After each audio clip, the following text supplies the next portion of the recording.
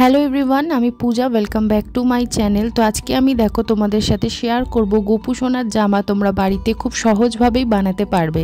আর আমি এই জামাগুলো কিন্তু বানিয়েছি, সামনেই পয়লা বৈশাখ, তো একটা সেটের পুরো এক কালারে জামা বানাবো নিজের মনের মতো করে।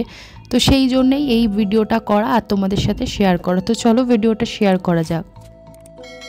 গোপু সোনাদের জামা বানানোর জন্য দেখো এখানে আমি অনলাইন থেকে কিনে নিয়েছি একটা জামদানি কাপড় হলুদ রঙের, আর তার সাথে কিনে নিয়েছি কিছু লেস। এইগুলো দিয়েই কিন্তু আজকে আমি জামা বানাবো।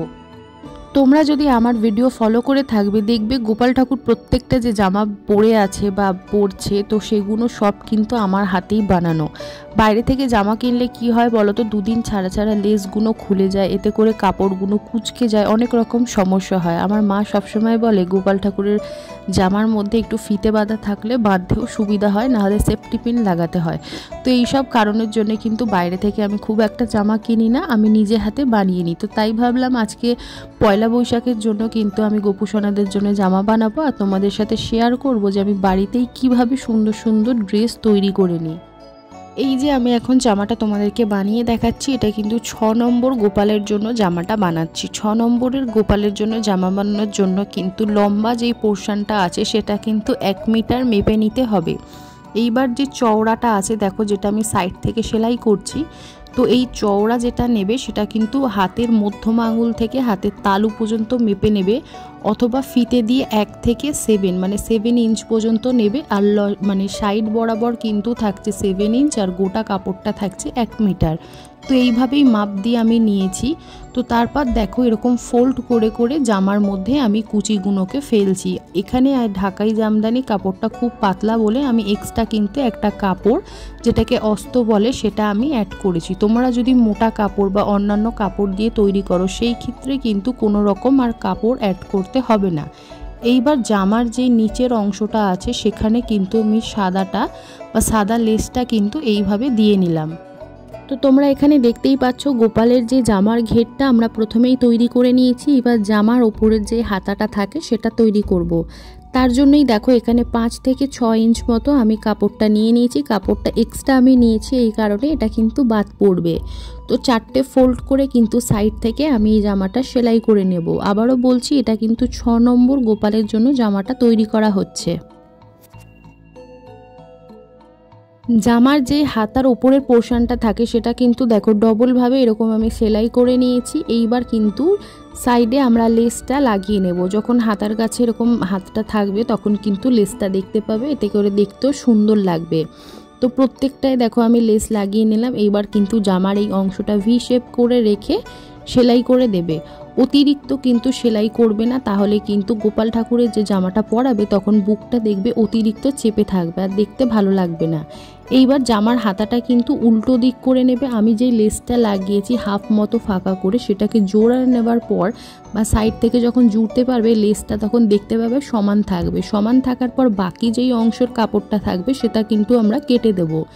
দিয়ে আমরা হাতার জন্য একটুখানি ফাঁকা অংশটা রেখে, এই যে আমি যখন উল্টো করলাম দেখতেই পাচ্ছ হাতার জন্য এখানে একটু ফাঁকা মতো আছে, সেইটা একটু হাতার মধ্যে ফাঁকা রেখে বাকিটা কিন্তু সেলাই করে দিতে হবে। এইবার ঘাগরাটাকে এরকম জড়ো করে নিয়ে যে ব্লাউজের মতো উপরে আমি তৈরি করলাম, ঘাগরাটা একটু একটু করে কুচির দিকটায় ফোল্ড করবে। ফোল্ড করে নেওয়ার পর কিন্তু জামার অংশটা এইভাবে আমরা ডবল করে সেলাই করে নেব। একটা সেলাই দিলে কিন্তু জিনিসটা খুলে যেতে পারে, সেই জন্য আবারও বলছি, যখন তোমরা এইভাবে সেলাই করবে তখন এইভাবে ডবল সেলাই করলে জিনিসটা কিন্তু শক্ত হবে, এতে করে ছিঁড়ে যাবার ভয় থাকবে না।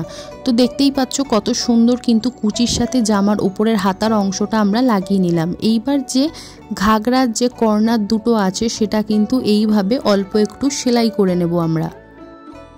এইভাবেই প্রত্যেকটা স্টেপ ফলো করে যদি সুন্দরভাবে জামাটা তৈরি করে নিতে পারো, তাহলে বাড়িতে যদি 6 নম্বর গোপাল থাকে তার জন্য কিন্তু জামাটা আমরা বাড়িতেই পারফেক্টভাবে তৈরি করে নিতে পারবো। সবার শেষে কিন্তু আমি এই ফিতেটা জামার মধ্যে লাগিয়ে দেবো। গোপাল ঠাকুরকে পরানোর পরেও যে কত সুন্দর জামাটা ফিট হয়েছে সেটা তোমরা না দেখলে বিশ্বাস করতে পারবে না। তো এইবার বলি, যাদের বাড়িতে 0 থেকে 1, 2, 3 নাম্বার যাদের গোপাল আছে বা 4, 5 তাদের জন্য কিন্তু এই জামাটা। তো এই জামাটার মাপটা আমি তোমাদেরকে দেখিয়ে দিলাম। দেখো তোমরা যদি এইভাবে মাপ নাও তাহলে কনুই থেকে নিয়ে আঙুলের মধ্যমা থেকে বেঁকিয়ে আবার হাতের ওপর থেকে তুলে দিলে এই একটা মাপ হলো। এটা কিন্তু ফিতে দিয়েও আমি তোমাদেরকে মাপ দিয়ে দেখাবো।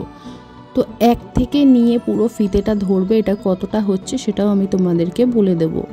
যাদের 0 থেকে 3, 4, 5 গোপাল আছে তাদের জন্য কিন্তু দেখো 21 হয়েছে, 21 ইঞ্চ। সেখানে কিন্তু তোমরা 22 ইঞ্চ মতো নিয়ে নেবে কাপড়টা। যেহেতু আমরা দুটো দিকে আগে থেকে সেলাই করে নিলাম সেহেতু কিন্তু একটু ছোট হতে পারে, তো সেই জন্য 21 ইঞ্চ মতো কিন্তু নেবে। 0 থেকে 5 নম্বর যাদের গোপাল আছে তাদের জন্য কিন্তু এই জামাটা পারফেক্টলি এসে যাবে। এইবার সাইডের পোর্শনের জন্য মাপটা তোমাদেরকে দিয়ে দিই। 4 ইঞ্চ মতো নেবে। যেহেতু আমি এখানে আবারও সেলাই করলাম সেহেতু জামাটা কমে যাবে, সেই জন্য কিন্তু 4 ইঞ্চ মতো মেপে নেবে। এইবারেই দেখো আমি এখানে এটা সেলাই করে নেবার পর কুচিগুলো এইভাবে দেখিয়ে দিচ্ছি। 6 নম্বর গোপালের জামা বানানোর সময় তোমাদেরকে আমি দেখিয়ে দিয়েছি কিভাবে জামায় কিন্তু আমি কুচি ফেললাম, ওপরের ঘেরটা কিভাবে তৈরি করলাম, তার উপরে ব্লাউজটাও কিভাবে তৈরি করে দুটো একসাথে জুড়ে দিলাম, সেটাই কিন্তু সেমভাবে জামাটা বানানো হচ্ছে, শুধু মাপগুলো আলাদা। তো এইভাবেই কিন্তু দেখো আমি বানিয়ে ফেলেছি দুটো ছোট গোপালের। আমাদের কিন্তু 0 বলবো না, ওই 1 বা 2 নম্বরে কিন্তু আরও দুটো ছোট ছোট গোপাল আছে। এবার তোমরা যদি একদমই বুঝতে না পারো তোমাদের গোপাল কতটুকু বা কী, তাহলে আমার কমেন্ট বক্সে কিন্তু জানিও। প্রত্যেকটা জামার কিন্তু মাপ দিয়ে আমি তোমাদেরকে বলে দেব যে কিভাবে বাড়িতে খুব সহজেই তোমরা জামাটা তৈরি করবে।